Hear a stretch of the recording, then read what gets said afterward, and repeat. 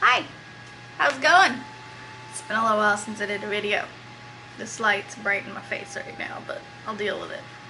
When I don't get a migraine, I'll be fine. But right now I'm seeing like a ring light everywhere I look because it's a little mini ring light. Anyway, if you've watched me for any time at all, you know I ramble. It's just me. I know I haven't done a video in a while. I haven't been on in a while. I'm still pretty active on Instagram and Facebook. I have a Facebook page called Sage's Silver Serenity that is for this channel, and my Instagram is Angela Sage Silver. All one word. So those are the best places to make sure, you know, I'm still here, I'm still around, because they take less effort. And the last couple months have been a little rough physically with my various medical issues. I've had a lot more fatigue than normal. There's a good chance I'm gonna record multiple videos today because I feel up to it today and I have the time. So if you see multiple videos of me looking like this, that's why. I know I don't look that great. It was either pull the hair back or fill it full of dry shampoo. Those were my options. I went with pull it back. Alright. Now that we've got all that out of the way, let's talk about what we're here for. So, I just watched a video.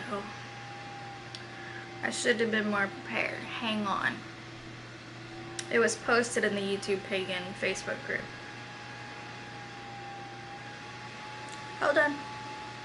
Give me a second. Alright, by Majickal Mina.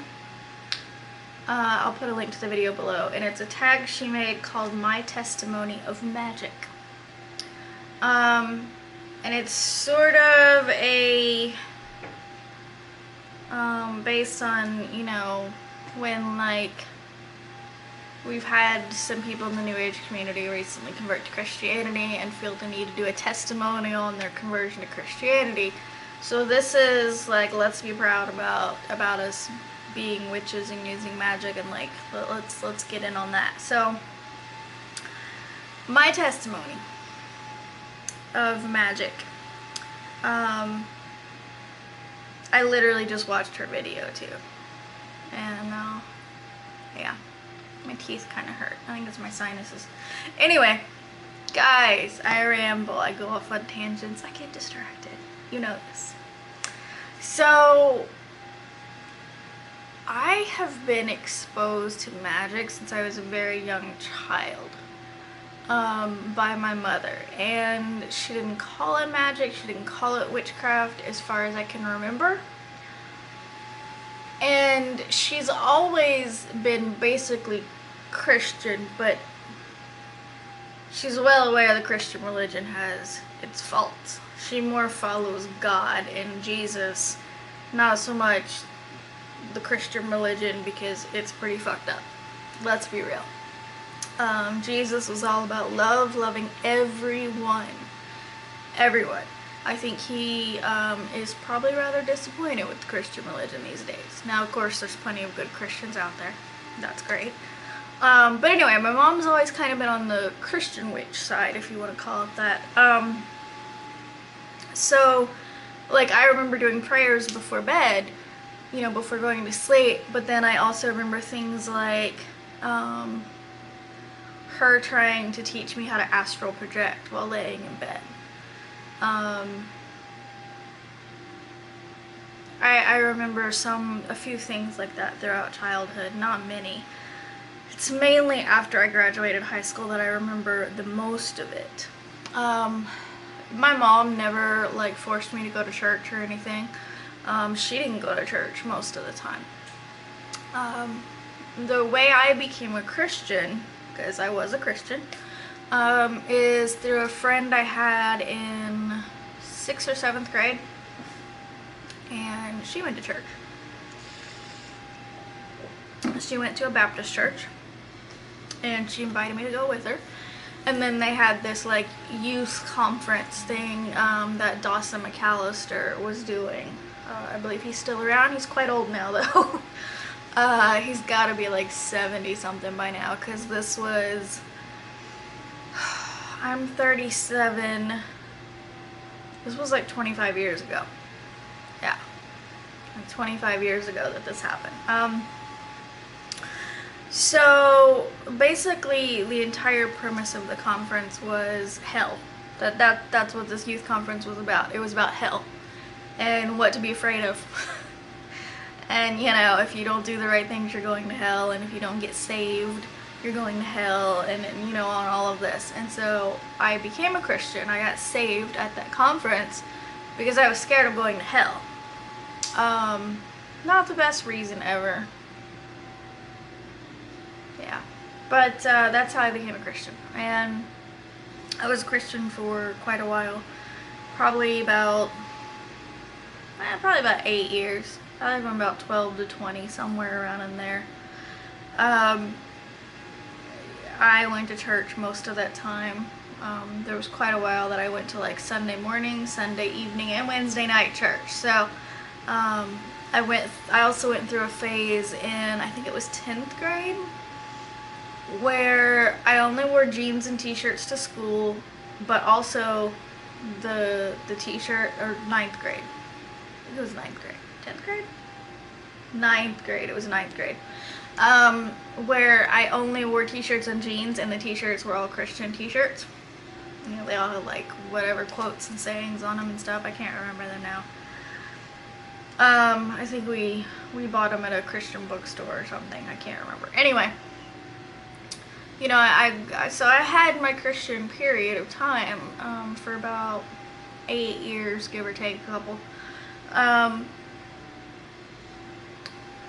And then, like, I remember my mom had talked to me a couple times about Wiccans and about witchcraft, like in my late teens, early 20s. Like, we had conversations about it.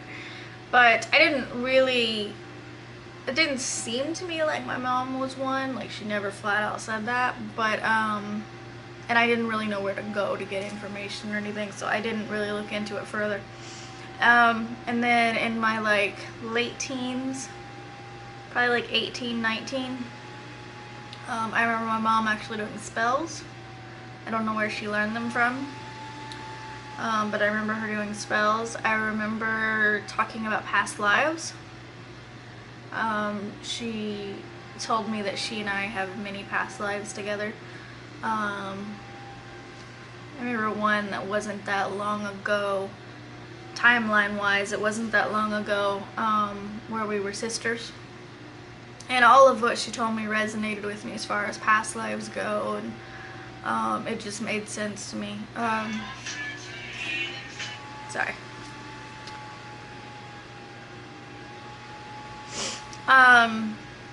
So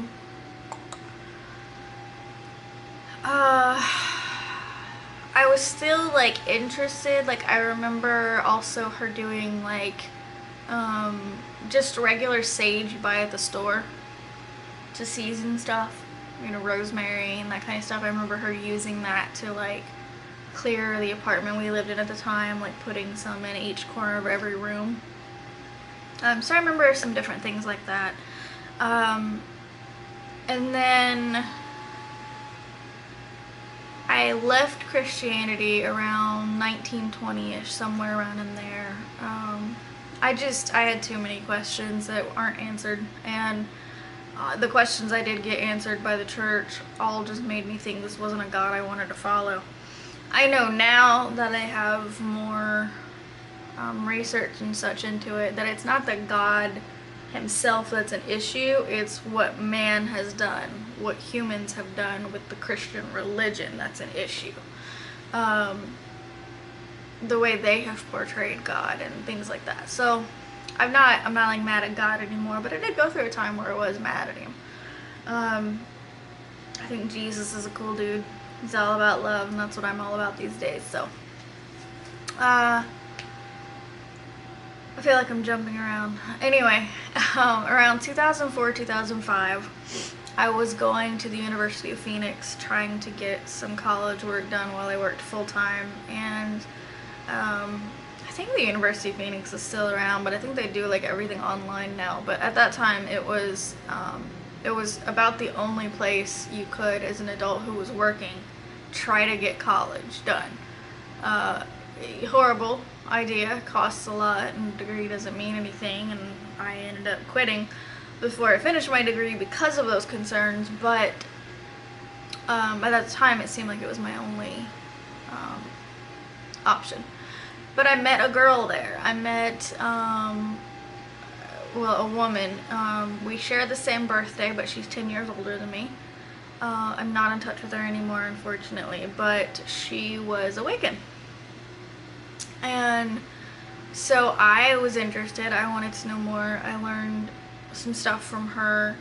And then that's when I really started like getting books, and eventually got tarot cards, and that's when I started really kind of getting into witchcraft. And I started as a Wiccan, and I've practiced my craft off and on since then.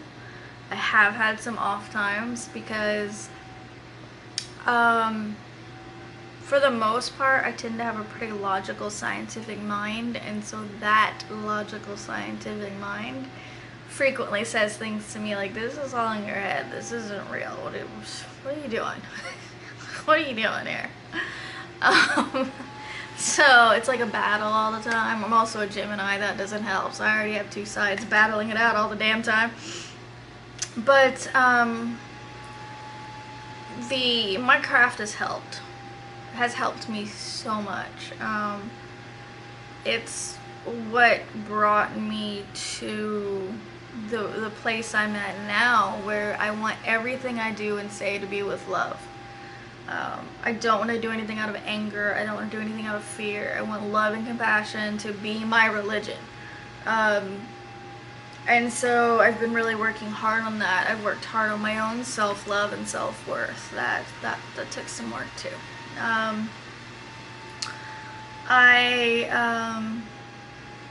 The deities I work with, the divine feminine, the goddess, have taught me so much about compassion and love. I used to be a really negative person. I used to be a very judgmental person. I'm not saying I don't ever judge anymore, because it's not a habit that's gone overnight. But I catch myself when I do it now, and I stop myself. And I'm sure eventually, after I've stopped myself enough, it won't even be anything that happens in my brain. So, my craft has helped me improve. And I'm still picking and choosing, like, things I like and things I don't like. I go back and forth on astrology. I'm actually currently at a time where tarot is not that big in my life, because I'm going through a phase where I have a lot of doubts about tarot right now. I don't know how that's going to end. I do still very much like oracle cards. I find them almost beyond completely different though. My current favorite oracle deck is the Divine Feminine Oracle by Megan Watterson. I actually got it for free from her, which was amazing. And got it signed and a little note. And my favorite divine feminine figure from that deck is Akalanda, the goddess of never not broken. When I pulled this card last week, I think it was, and I read about her in the book, it resonated so much with me. She resonated so much with me that I could like almost start crying just thinking about her. And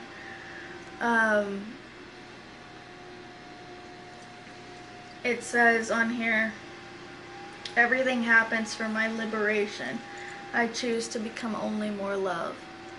And that meant so much to me as well. So I keep her on my altar right now. I've kind of stopped drawing from that deck for the time being, because I feel like I found the goddess that I'm working with right now. And I do have a lot of Bast on my altar still. I do still call on Bast from time to time, and Anubis is my patron. So I still work with Anubis a lot. Mainly it's Anubis and Akalanda right now. I don't know if I'm saying her name right, but that's what I'm going with. I'm gonna do a video on that deck coming up. But anyway, that's my magic testimony. I mean, it has helped me become a better person. And I know there's a ton of religions out there, you know. There is Christianity, there's Islam, there's Buddha, the Buddhist religion, there's like Shinto and Tao and Hindu and so many religions out there. And then there's pagans, the pagan religions, you know, there's Wicca and Asatru and Kemeticism and so many things. And as long as your path resonates with you and you feel it's making you a better person, go for it.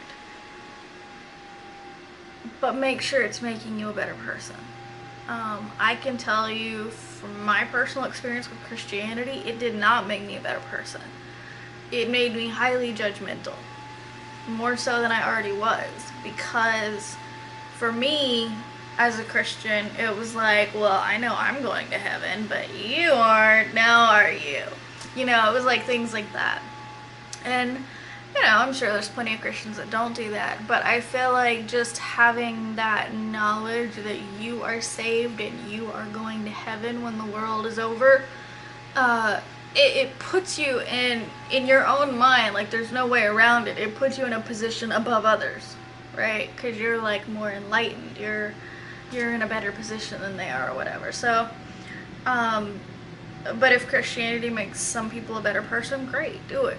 And it does for some people. Some people become very charitable and things like that. And that's amazing for them. For me, my craft is what makes me a better person. The Divine Feminine has called on me to do things I never thought I would have done, like become vegan. I'm not vegan yet. I'm working on it. It's not easy. I fight some parts of it along the way, but I'm slowly getting there. It's definitely not something I wanted to change overnight. I'm not one who ever ate a lot of veggies, and you most definitely have to be friends with veggies as a vegan, so I'm working on it. The Divine Feminine has also called on me to go cruelty-free in the products I buy. So all of my makeup is cruelty-free, my skincare is cruelty-free, my hair care is cruelty-free. And then most recently, in regards to that, I have been working on transitioning other things in the house to cruelty-free things, like toothpaste, like laundry detergent, you know, dish soap, like things like that, cleaning supply type things, deodorant. So I'm working on transitioning those types of things over to cruelty-free as well. And that's something that the Divine Feminine, you know, called on me to do. And everybody who is a pagan is not going to be called on to do that. You know, some people may feel the need to recycle. I don't. Not saying I won't. For all I know, that's next after I do the rest of this. But as of now, it's the cruelty-free and veganism. So it's really related to animals more than anything. I have started feeling some call, not quite to recycling, but like using better products for the environment, like reusable straws instead of plastic straws, and you know, things like that. So the goddess is giving me hard things to do. alright, I'm gonna end it here. I would love to see your videos on this too, and I will link the original one I mentioned below. Thank you so much for joining me. Bye.